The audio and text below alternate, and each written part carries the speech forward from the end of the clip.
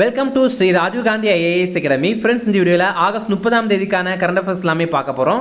சரி, வாங்க பார்க்கலாம். ஃப்ரெண்ட்ஸ், இந்த வீடியோட நோட்ஸ் எல்லாமே கீழே பிடிஎஃப் டிஸ்கிரிப்ஷனில் கொடுத்துருக்கோம். அது எல்லாமே கிளிக் பண்ணி டவுன்லோட் பண்ணிச்சிங்க. அப்புறம் நம்ம டெலிகிராம் குரூப் லிங்க்மே கீழே டிஸ்கிரிப்ஷனில் கொடுத்துருக்கோம். அதுலேயுமே கிளிக் பண்ணி ஜாயின் பண்ணிங்க.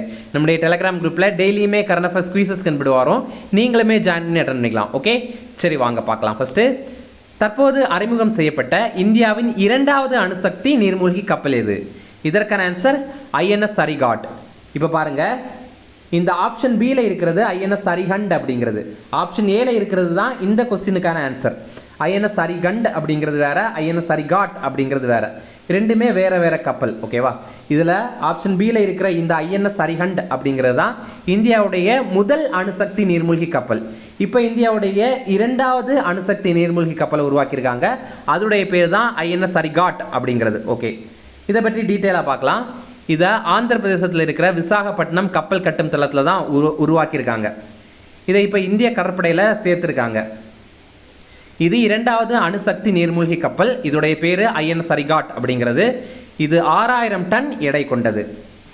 இதில் என்ன சிறப்பு அப்படின்னா, 750 கிலோமீட்டர் தூரம் வரைக்கும் இருக்கிற இலக்கை தாக்குற மாதிரி இதில் 4 K-15 ஏவுகணைகள் இருக்குது.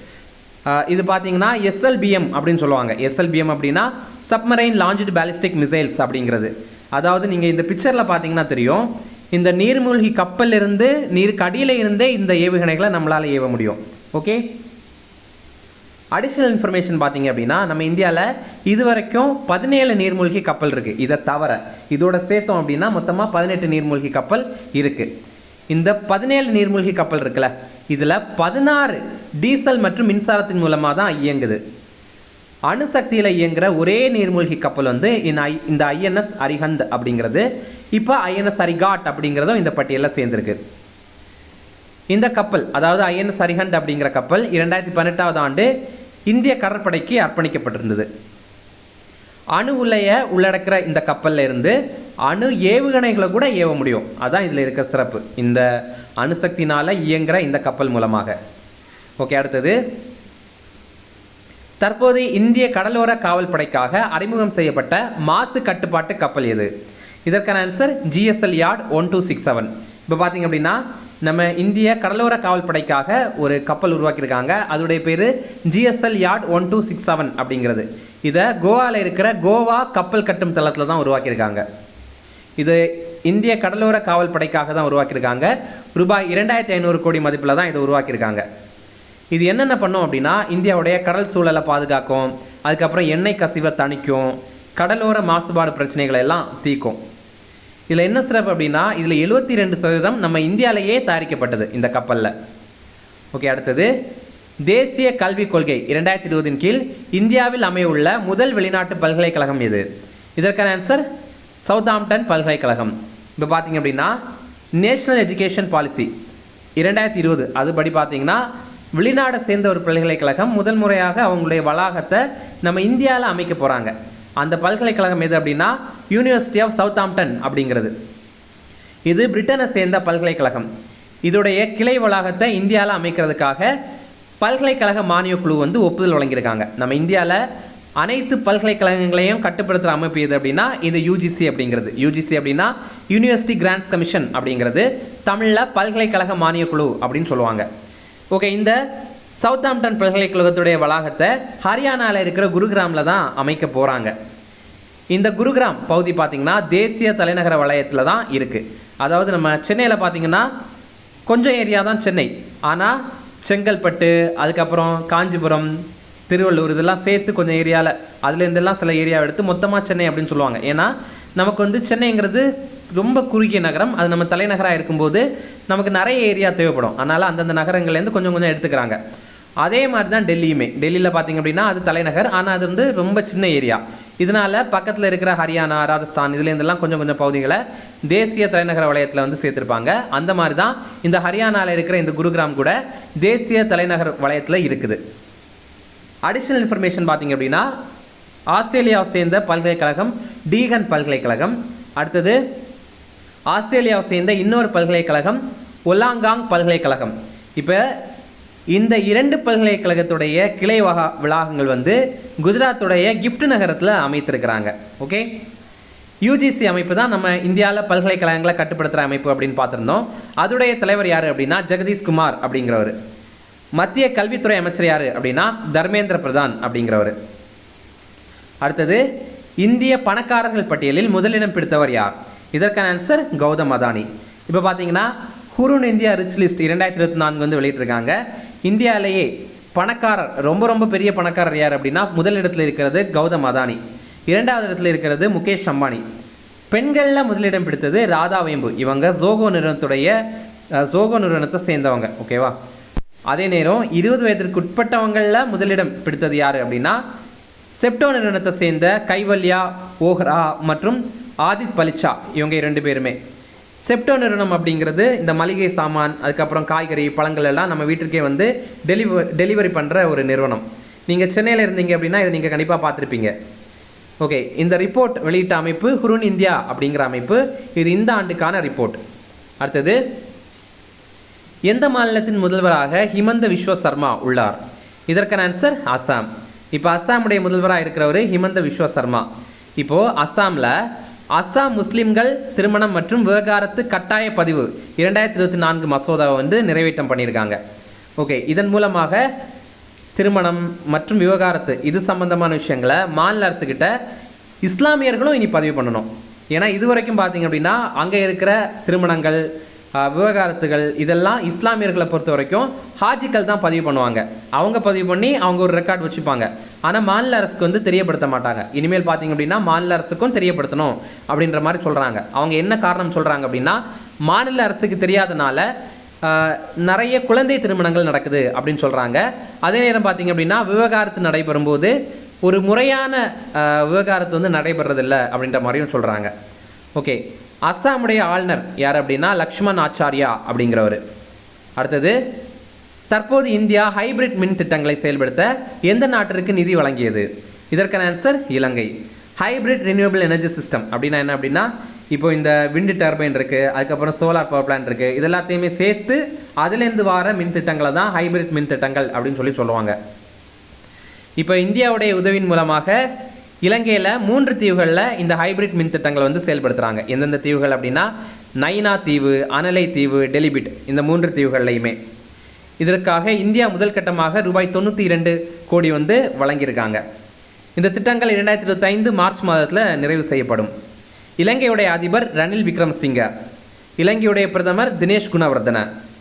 அடுத்தது, 8வது மகளிர் ஆசிய சாம்பியன்ஸ் டிராபி ஹாக்கி போட்டி எங்கு நடைபெற உள்ளது? இதற்கான ஆன்சர் பீகார். பீகாரில் தான் இது நடைபெற போகுது. பீகாருடைய ராஜ்கிர் நகரில் தான் நடைபெற போகுது. ராஜ்கிர் மைதானத்தில் தான் இது நடைபெற போகுது. இது இந்த ஆண்டு நவம்பர் 11ஆம் தேதியிலிருந்து 20ஆம் தேதி வரைக்கும் நடைபெற போகுது. 7வது ஆசிய மகளிர் ஹாக்கி சாம்பியன்ஷிப் டிராபி போட்டி போன ஆண்டு நடைபெற்றது. அது எங்கே நடந்தது அப்படின்னா அதுவுமே இந்தியாவில் தான் நடந்தது. ஜார்க்கண்டுடைய தலைநகரான ராஞ்சியில் நடந்தது. அடுத்தது, 7வது ஆசிய ஆண்கள் ஹாக்கி சாம்பியன்ஷிப் டிராபி போட்டி அதுவுமே நம்ம இந்தியாவில் தான் நடந்தது. அது போன ஆண்டு நடைபெற்றது. அது சென்னையில் தான் நடந்தது. ஓகேவா? ஹாக்கி இந்தியா அமைப்புடைய தலைவர் யார் அப்படின்னா திலீப் திர்கி அப்படிங்கிறவர். அடுத்தது, இந்தியாவில் தொலைத்தொடர்பு நிறுவனங்களை ஒழுங்குமுறை செய்யும் அமைப்பு எது? இதற்கான ஆன்சர் ட்ராய். ட்ராய் அப்படின்னா telecom regulatory authority of India அப்படிங்கிற அமைப்பு. நம்ம இந்தியாவில் பார்த்தீங்கன்னா இந்த பிஎஸ்என்எல், வோடாஃபோன், ஜியோ, ஏர்டெல் இந்த மாதிரி நிறுவனங்களை எல்லாம் ஒழுங்குமுறை பண்ணுற அமைப்பே இந்த ட்ராய் அப்படிங்கிற அமைப்பு தான். ஓகே, ட்ராயுடைய விரிவாக்கம் telecom regulatory authority of India அப்படிங்கிறது 1997ஆவது ஆண்டு இந்த நிறுவனத்தை உருவாக்கியிருந்தாங்க. தமிழில் இதை இந்திய தொலைத்தொடர்பு ஒழுங்குமுறை ஆணையம் அப்படின்னு சொல்லுவாங்க. இப்போது இந்த ட்ராய் கீழே புதிய விதிகளை வந்து அறிமுகம் பண்ணுறாங்க. செப்டம்பர் 1ஆம் தேதியிலிருந்து இது வந்து அறிமுகம் பண்ணுறாங்க. இதில் என்ன அப்படின்னா சந்தேகத்திற்கிடமான ஒவ்வொரு குறுஞ்செய்திகளையுமே ஸ்கேன் பண்ணதுக்கு அப்புறம் தான் பேனர்களுக்கு வந்து அனுப்புவாங்க. ஏன்னா பார்த்தீங்கன்னா சில மெசேஜ் வருது, இந்த மெசேஜை கிளிக் பண்ணுங்கள் 1 லட்சத்தை வெல்லுங்க அப்படின்ற மாதிரியெல்லாம் இருக்கும். அப்போ இதை பற்றி தெரியாமல் சிலர் வந்து கிளிக் பண்ணுவாங்க 1 லட்சத்தை வெல்றதுக்கு வேண்டி. அப்புறம் பார்த்தீங்கன்னா அவங்க அக்கௌண்ட்லேருந்து 10,000 20,000 தான் போகும். ஓகேவா? அதுதான் நடக்கும். அந்த மாதிரி சில சந்தேகமான குறுஞ்செய்திகளை ட்ராய் அமைப்பே ஸ்கேன் பண்ணதுக்கு அப்புறம் தான் அந்த யூசர்ஸுக்கு வந்து அனுப்புவாங்க, கஸ்டமர்ஸுக்கு அனுப்புவாங்க. அதே மாதிரி சில நேரங்களில் பார்த்தீங்க அப்படின்னா சில மோசடி கும்பல் வந்து பேங்க்லேருந்து காசு எடுக்கிறதுக்காக, அதாவது அடுத்தவங்க அக்கௌண்ட்லேருந்து பேங்க்லேருந்து காசு எடுக்கிறதுக்காக அவங்களுக்கு ஒரு ஓடிபி வந்து சென்ட் பண்ணுவாங்க. அப்போ திடீர்னு கால் பண்ணி, மேடம் உங்களுக்கு ஒரு ஓடிபி வந்திருக்கு, நீங்கள் அந்த ஓடிபி சொன்னீங்க அப்படின்னா உங்களுக்கு வந்து நாங்கள் 1 லட்ச ரூபாய் அவங்களுடைய அக்கௌண்ட்டில் போட்டுடுறோம், அந்த மாதிரி ஏதாவது ஏமாற்றுவாங்க. அப்போ தெரியாமல் மக்கள் வந்து அந்த ஓடிபியுமே சொல்லிடுவாங்க. அதுக்கப்புறம் பார்த்தீங்கன்னா மறுபடியும் ஒரு 10,000 20,000 அப்படிங்கிறது அவங்க அக்கௌண்ட்லேருந்து மைனஸ் ஆச்சு அப்படிங்கிற மாதிரி அவங்களுக்கு மெசேஜ் வரும். அப்போ இந்த மாதிரி சந்தேகத்திற்கிடமான ஓடிபிகளையும் ஸ்கேன் பண்ணிட்டு தான் அனுப்புவாங்க. அதனால இனி சில நேரங்களில் சில ஓடிபிகள் கிடைக்கிறதுக்கு தாமதமாகும் அப்படின்ற மாதிரி சொல்கிறாங்க. அதே மாதிரி பார்த்தீங்கன்னா நம்ம இப்போது தெரியாத நம்பர்லேருந்து கால் வந்துச்சு அப்படின்னா அதை கண்டுபிடிக்கிறதுக்கு என்ன பண்ணுறோம்? ட்ரூ காலர் தானே பயன்படுத்துகிறோம். இனி அதை பற்றி, அதாவது அதையே டிபெண்ட் பண்ணி இருக்காமல் நம்ம வந்து அழைப்பாளர்களுடைய பேர்களை தெரிந்து கொள்றதுக்காக ட்ராய் வந்து சில முயற்சிகளை மேற்கொள்கிறாங்க. நம்ம ட்ரூ காலர் ஆப் இன்ஸ்டால் பண்ணாமலே அதை தெரிஞ்சுக்கலாம் அப்படின்ற மாதிரி சொல்கிறாங்க. அதற்கான முயற்சிகள் தான் வந்து நடைமுறையில் இருக்குது. அதெல்லாம் எதிர்காலத்தில் தான் கொண்டு வருவாங்க. ட்ராய் அமைப்புடைய தலைவர் யார் அப்படின்னா அனில்குமார் லஹோட்டி அப்படிங்கிறவர். அடுத்தது, சிங்ஃபீல்டு கோப்பை செஸ் போட்டியில் சாம்பியன் பட்டம் வென்றவர் யார்? இதற்கான ஆன்சர் அலிரஸா ஃபிரோஸ்ஜா. இப்போ பார்த்தீங்கன்னா அலிரஸா ஃபிரோஸ்ஜா அப்படிங்கிறவர் தான் இந்த சிங்ஃபீல்டு கப் போட்டியில் வந்து வெற்றி பெற்றிருக்காரு. இவர் வந்து பிரான்ஸ் நாட்டை சேர்ந்தவர். நம்ம இந்தியாவுடைய பிரக்ஞானந்தா மற்றும் குகேஷ் இவங்க 2 பேருமே 4வது இடம் பிடித்திருக்காங்க. இந்த போட்டி அமெரிக்காவில் தான் நடைபெற்றது. அடுத்தது, தற்போது ஜியோ நிறுவனம் அறிமுகம் செய்த செயற்கை நுண்ணறிவு கருவி எது? இதற்கான ஆன்சர் ஜியோ பிரெயின். இப்போ பார்த்தீங்கன்னா ஜியோ பிரெயின் அப்படிங்கிற ஒரு செயற்கை நுண்ணறிவு கருவி வந்து ஜியோ நிறுவனம் அறிவிச்சிருக்காங்க. இதன் கீழே பல்வேறு விதமான செயற்கை நுண்ணறிவு சேவைகள் எல்லாமே வழங்க போகிறாங்க. இதே மாதிரி ஜியோ ஏஐ கிளவுட் அப்படிங்கிற வசதியுமே இந்த ஆண்டு தீபாவளி அன்னைக்கு இந்தியாவில் அறிமுகம் செய்ய போகிறோம் அப்படின்னு அவர் சொல்லியிருக்காரு. இப்போ பார்த்தீங்கன்னா அவர்னா இங்கே வந்து நம்ம முகேஷ் அம்பானியை சொல்கிறோம். ஓகே, முகேஷ் அம்பானி சொல்லியிருக்காரு. இது பார்த்தீங்கன்னா இப்போ நம்ம கூகுள் டிரைவில் ஏதாவது ஃபைல்ஸ் வந்து சேவ் பண்ணி வச்சுக்கிறோம். நம்மளுடைய ஃபோட்டோ வீடியோ எல்லாமே பத்திரமா இருக்கணும். அதுக்கப்புறம் நமக்கு வந்து ஃபோனில் ஸ்டோரேஜ் இல்லை அப்படிங்கிறதுக்காக நம்ம கூகுள் டிரைவில் வந்து சேவ் பண்ணி வச்சுக்கிறோம். அதில் பார்த்தீங்கன்னா 15 GB வரைக்கும் தான் சேவ் பண்ணி வச்சுக்க முடியும். ஆனால் இந்த ஜியோ ஏஐ கிளவுட் இதன் மூலமாக 100 GB வரைக்கும் நம்மளால் இலவசமாகவே ஸ்டோரேஜ் பண்ணி வச்சுக்கலாம். இது ஜியோ யூசர்களுக்கு மட்டும்தான் அப்படின்ற மாதிரி இப்போ சொல்லியிருக்காங்க. அதே மாதிரி ஹலோ ஜியோ அப்படிங்கிற ஒரு வாய்ஸ் அசிஸ்டண்ட்டை எக்ஸ் செயலியில் சேர்த்துருக்காங்க. எக்ஸ் செயலி அப்படின்னா ட்விட்டர் தான். ஓகேவா, ட்விட்டருடைய புது பேர் தான் எக்ஸ் அப்படிங்கிறது. அடுத்தது, இந்தியாவை சேர்ந்த முக்கியமான ஒருத்தர் இறந்துட்டார். அவரை பற்றி பார்க்கலாம். இந்தியாவுடைய சிறந்த அரசியல் வல்லுநர் மற்றும் வழக்கறிஞரான ஏஜி நூரணி அவர் வந்து மரணம் அடைந்துட்டார். இவருடைய முழு பேர் அப்துல் கஃபூர் நூரணி அப்படிங்கிறது தான். இவருடைய முக்கியமான புத்தகங்கள் இதெல்லாம் நமக்கு டிஎன்பிஎஸ்சி எக்ஸாமில் கேட்க மாட்டாங்க, ஆனால் எக்ஸ்எஸ்சி எக்ஸாமில் வந்து கேட்பாங்க. இவருடைய முக்கியமான புத்தகங்கள் பார்த்துங்க, the Kashmir question, ministers misconduct, constitutional questions and citizens right, அதுக்கப்புறம் the RSS menace to India அப்படிங்கிற புத்தகங்கள் எல்லாம் இவர் எழுதின புத்தகங்கள். அடுத்தது, தமிழக அரசு துறையில் பணியாற்ற 50 வயதை கடந்த மாற்றுத்திறனாளிகளுக்கு துறை தேர்வு எழுதுறதுலேருந்து விலக்கு அளிக்கிறாங்க. ஏன்னா இப்போ வந்து அவங்க ஏற்கனவே கஷ்டப்பட்டுட்டு தான் இருக்கிறாங்க. சில நேரம் அவங்களுக்கு பார்வை குறைபாடு இருக்கலாம், இல்லை அப்படின்னா சில மன வளர்ச்சி குறைபாடு இருக்கலாம். இந்த மாதிரி எல்லாமே மாற்றுத்திறனாளிகள் தமிழக அரசு துறையில் பணியாற்றிட்டு தான் இருக்காங்க. அவங்க எல்லாருமே 50 வயதை கடந்திருக்கும் போது அவங்களுக்கு துறை தேர்வுகளிலிருந்து விலக்கு வழங்குறாங்க. ஆனால் எல்லாருக்குமே எல்லாம் கிடையாது. ஒரு 3 முறை இந்த தேர்வை எழுதி அவங்க அப்படியும் அதில் தேர்ச்சி பெறலை அப்படின்னா இதுக்கு மேலே நீங்கள் எழுத வேண்டாம் அப்படின்னு அவங்களுக்கு வந்து விலக்கு வந்து வழங்குறாங்க. அடுத்தது, நம்ம இந்தியாவில் தற்கொலை செய்து கொள்கிறவங்களுடைய எண்ணிக்கை ஒவ்வொரு வருஷமும் 2% வந்து அதிகரிக்குது. ஆனால் தற்கொலை செய்து கொள்கிற மாணவர்களுடைய எண்ணிக்கை ஒவ்வொரு வருஷமும் 4% வந்து அதிகரிக்குது. ஓகேவா, ரொம்ப அதிக அளவில் எங்கெல்லாம் தற்கொலை நடக்குது அப்படின்னா மகாராஷ்டிரா, தமிழ்நாடு, அப்புறம் மத்திய பிரதேசம். நம்ம தமிழ்நாடுமே இதில் இருக்குது. ஓகேவா, மொத்த எண்ணிக்கையில் 1/3 ஒரு பங்கு இந்த மாநிலங்களில் தான் தற்கொலை வந்து நடக்குது. மாணவர்கள் தற்கொலையில் ரொம்ப அதிகமாக இருக்கிறது வந்து தென் மாநிலங்கள் தான். அங்கே தான் 29% தற்கொலைகள் வந்து நடக்குது. நம்ம தமிழ்நாடு நல்வாழ்வுத்துறை உதவி எண் எது அப்படின்னா 104. ஒருவேளை உங்களுக்கு தற்கொலை எண்ணம் ஏதாவது இருக்குது அப்படின்னா நீங்கள் இந்த நம்பருக்கு வந்து கால் பண்ணி கண்டிப்பாக பேசுங்க. பேசின உடனே அவங்க வந்து உங்கள் வாழ்க்கையில் இருக்கிற நல்ல விஷயங்கள்லாம் சொல்லி உங்களுடைய தற்கொலை எண்ணத்தை மாற்றுவாங்க. இது மட்டும் இல்லாமல் இன்னொரு விஷயம் பார்த்தீங்கன்னா, ரொம்ப அதிகமானவங்க தற்கொலை பண்ணுறதை பார்க்கும்போது இந்த ஆன்லைன் ரம்மி இந்த மாதிரிப்பட்ட விஷயங்கள்லாம் ஈடுபட்டு அதுக்கப்புறம் அதன் மூலமாக ஏமாற்றப்பட்டு தற்கொலை வந்து பண்ணிக்கிறாங்க. இப்போ யாராவது உங்ககிட்ட வந்து எனக்கு தற்கொலை பண்ணணும் போல இருக்குது அப்படின்னு தோணுது அப்படின்னு சொன்னாங்க அப்படின்னா அவங்களுக்கு வந்து அட்வைஸாக செஞ்சு அவங்கள கொல்லாமல் அவங்களுக்கு எதனால் அப்படி தோணுது அப்படின்னா அவங்கள பேச வைக்கணும் அப்படின்னு சைக்காலஜிஸ்ட் எல்லாம் சொல்கிறாங்க. அதனால் அவங்க பேச வச்சுட்டாங்க. நீங்கள் வந்து அவங்கக்கிட்ட பேசி அவங்களுடைய கஷ்டத்தை கொஞ்சம் நேரம் கேட்டிங்க அப்படின்னாலே அவங்களுக்கு அந்த எண்ணங்கள் எல்லாமே மாறிடும். ஓகே, அடுத்தது தமிழக அரசு சார்பில் ஆதரவற்ற மகளிர் தொழில் தொடங்குறதுக்காக மானியம் வந்து வழங்குறாங்க. எல்லாருக்கும் கிடையாது, 25 வயதுலேருந்து 45 வயது இருக்கிற மகளிருக்கு தான்.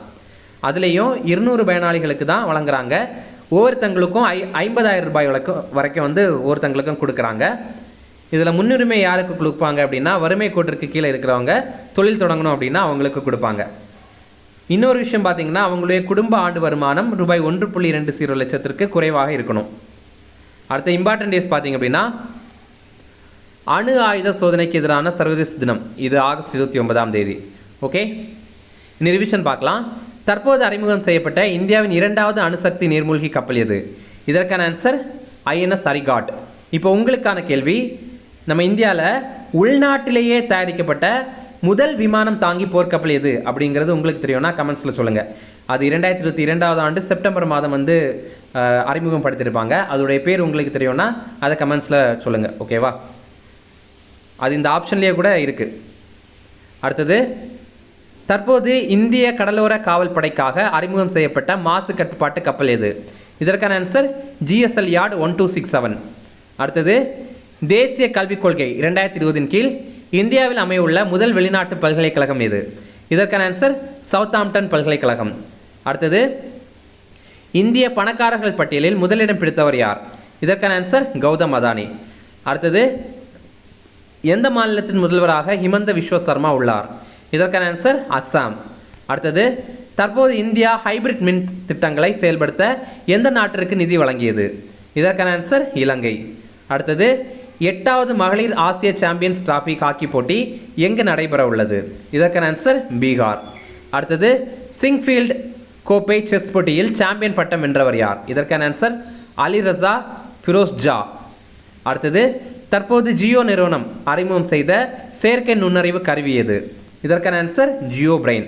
அவ்வளோதான் ஃப்ரெண்ட்ஸ், இந்த வீடியோ பிடிச்சிருந்தா கண்டிப்பாக லைக் பண்ணுங்கள். நம்மளுடைய சேனலுக்கு சப்ஸ்கிரைப் பண்ணி வச்சுங்க. உங்களுடைய நண்பர்களுக்குமே ஷேர் பண்ணுங்கள். கண்டிப்பாக இது அவங்களுக்கும் பயனுள்ளதாக இருக்கும். Okay, thank you. Chennai Shri Rajiv Gandhi IAS அகாடமியில் UPSC, TNPSC Group 1, Group 2 மற்றும் TNPSC civil judge, APP exam உட்பட police sub inspector, field surveyor, land draftsman ஆகிய பணிகளுக்கான சிறப்பு கோச்சிங்ல ஜாயின் பண்ணுங்க. 100% பாஸ் பண்ணுங்க, அரசு அதிகாரி ஆயிடுங்க.